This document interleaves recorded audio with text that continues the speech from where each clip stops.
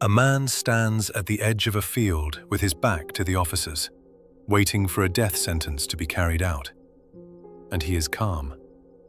Too calm. The face of someone who made his peace with the end hours ago. Then, in the last few seconds before it's over, he throws his head back and starts screaming. He says there's a crime nobody knows about, a life taken, a body hidden, and he swears he can prove it. Everything stops, because under the law at that time, what this man is claiming could actually save his life. But here's the thing nobody standing in that field understands yet. From the first word he shouts to the last, almost nothing this man is about to say will turn out to be what it seems. Welcome to Paws and Clues with Ajax. I'm Ajax, every case leaves a trace, and today we're following one of them.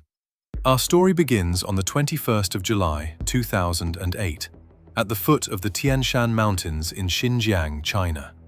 Judges, court officers, and armed officials have gathered for one of the heaviest duties the law allows: the final verification and carrying out of a death sentence. The condemned man is named Zhang Deyue, 28 years old. His crimes were judged so cruel that he was sentenced to die, and he's already spent more than a year in custody waiting for this exact day. And in these final moments, he seems strangely at peace. Flat expression, still, like a man who has accepted what's coming. The judges confirm his identity. The process moves toward its final step. And then, Zhang Deyue starts to shout. Even with his back turned, the panic in his voice is unmistakable. A complete reversal from the calm man of a second ago. And what he's screaming stops the whole field cold. He's not making peace with anything. He's shouting that he wants to atone, that he has information, that he can expose major crimes in exchange for his life.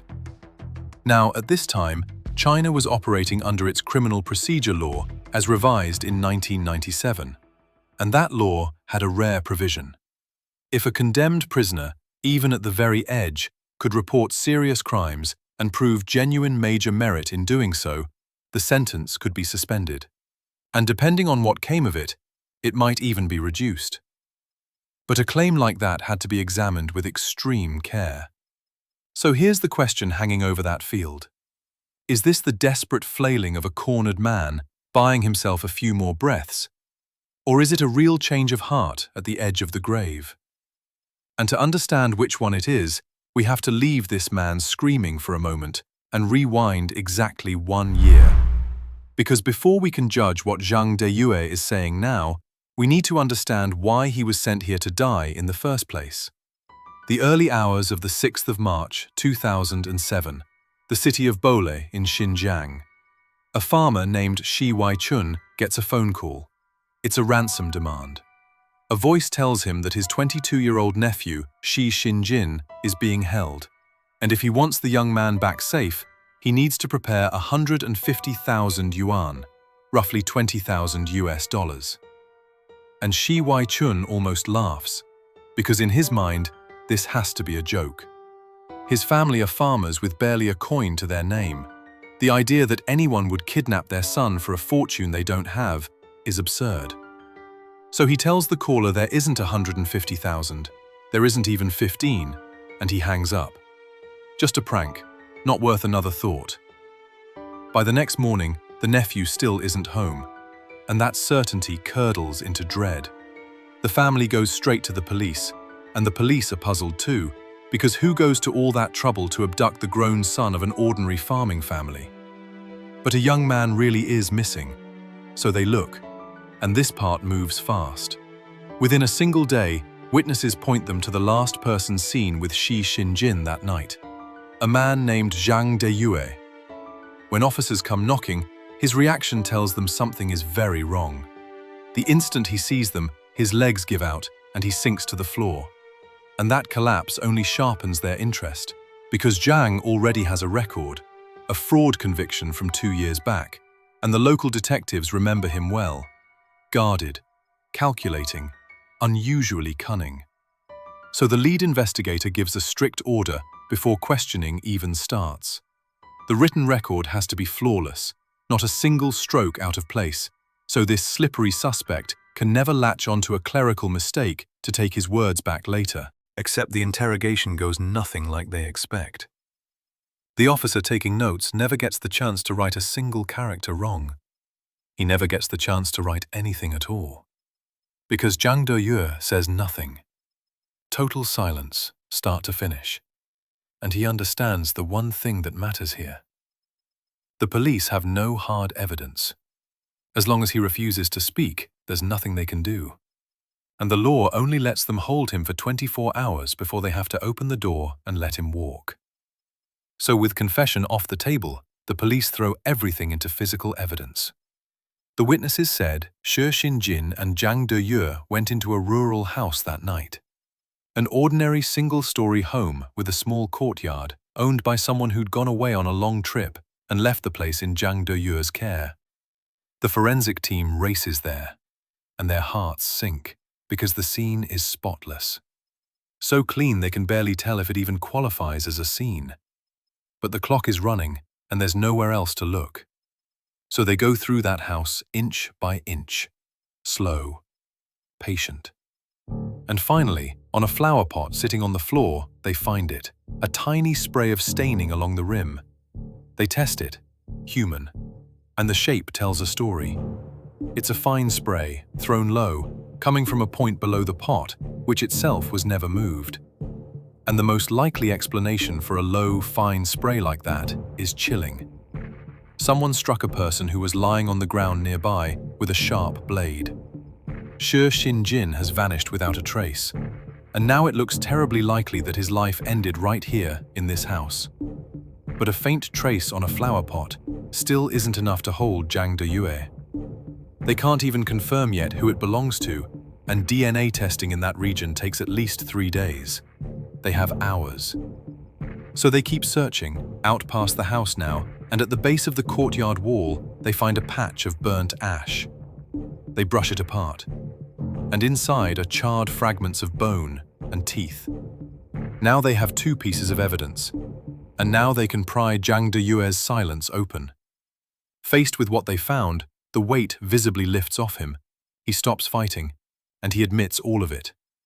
And the answer to the question that baffled everyone, why anyone would kidnap the son of a poor family, turns out to be heartbreakingly simple. Shi Xinjin didn't have money, but he was young and a little vain, and out in the world he liked to brag that his family was rich, that his uncle and his father each pulled in millions a year. And that hollow bragging caught the ear of a man who was hungry for money and cold enough to act on it. Zhang Deyue spent 3 full months carefully, deliberately, working his way into the young man's trust.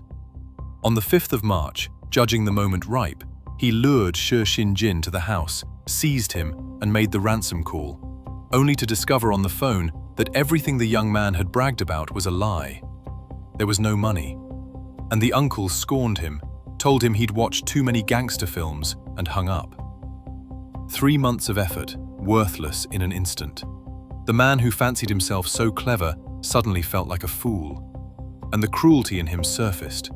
He ended Shi Xinjin's life, took the remains apart, burned them, and cleaned the scene, certain he'd left nothing behind. He missed 1 fine spray on a flower pot. And that is how Zhang Deyue ended up on that field, waiting to die. Now let's go back to exactly what Zhang Deyue claimed out on that field. Back in 2006, there was a woman who worked in this cotton field. Her name was Yang Yan.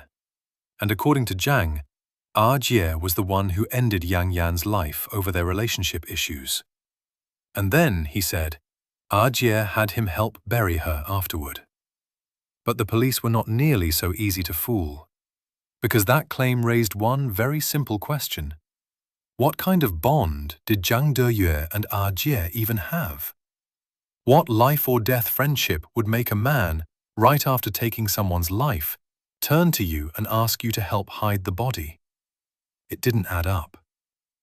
So officers went out to Jie's village and started asking around. And not a single villager had ever heard of any connection between Jie and Yang Yan. None at all.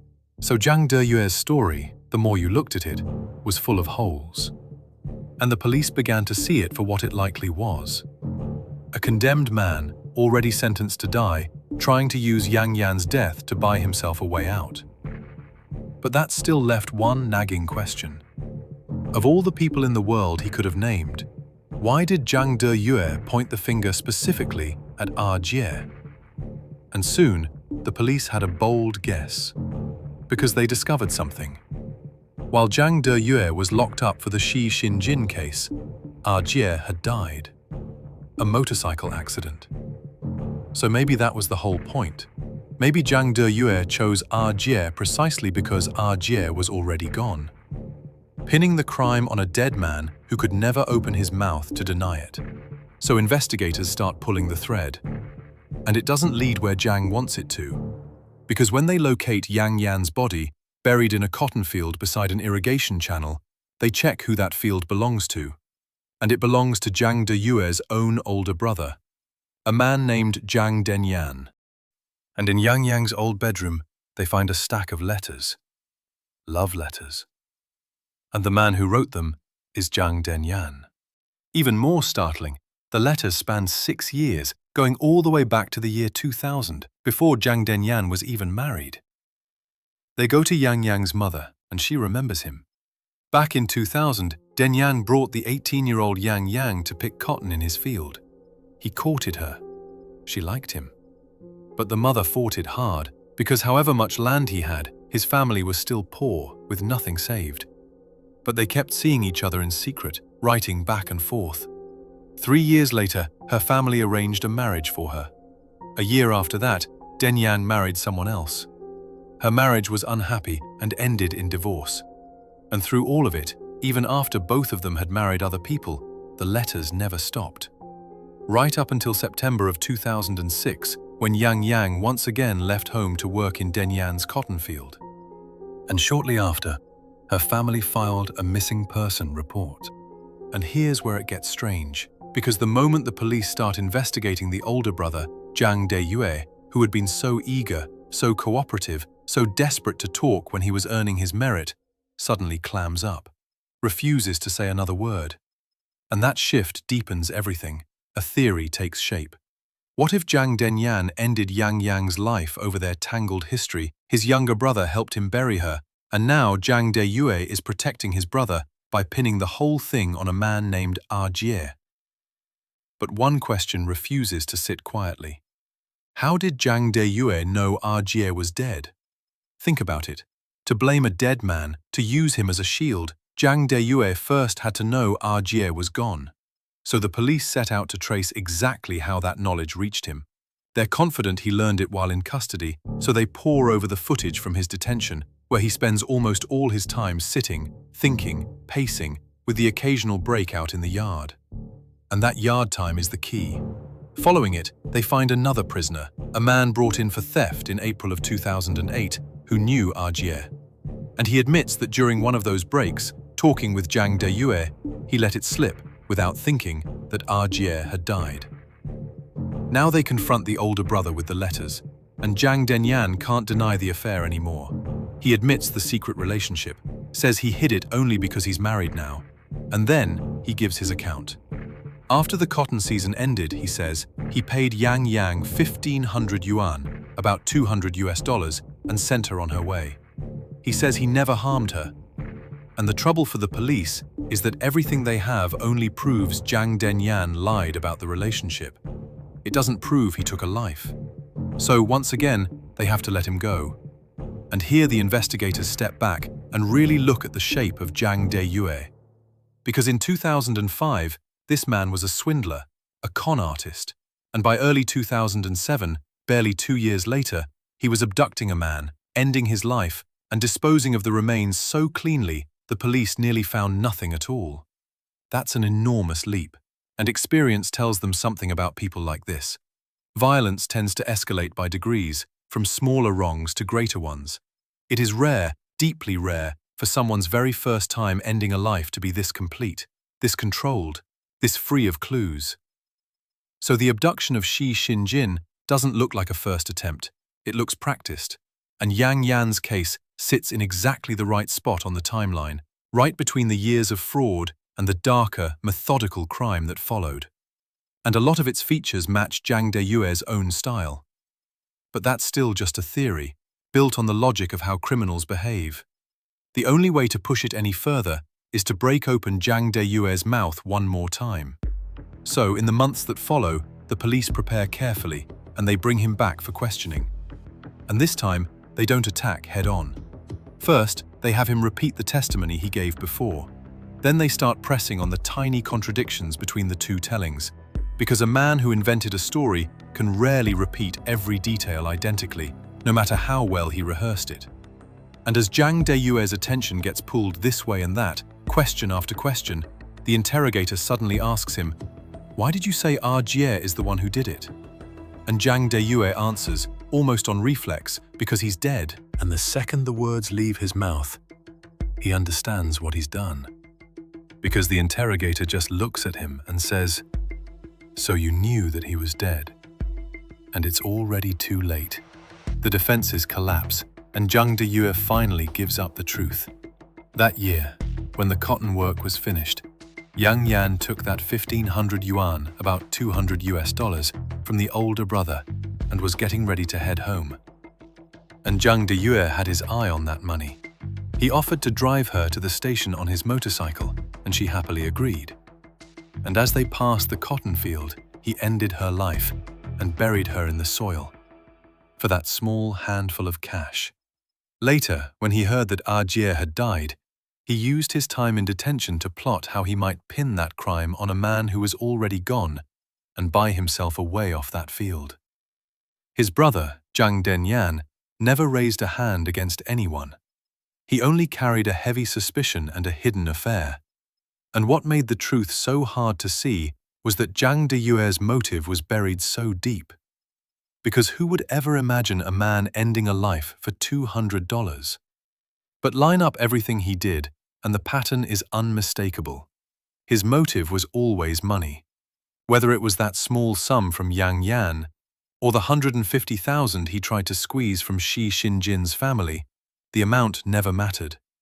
Any of it was reason enough. His final gamble had failed. In September 2008, the truth of Yang Yang's case was finally laid bare, and the execution was carried out. The end he'd fought so hard to escape was the one he could never outrun. Thanks for watching Paws and Clues with Ajax. I hope you enjoyed today's story, and I'll see you again in the next one.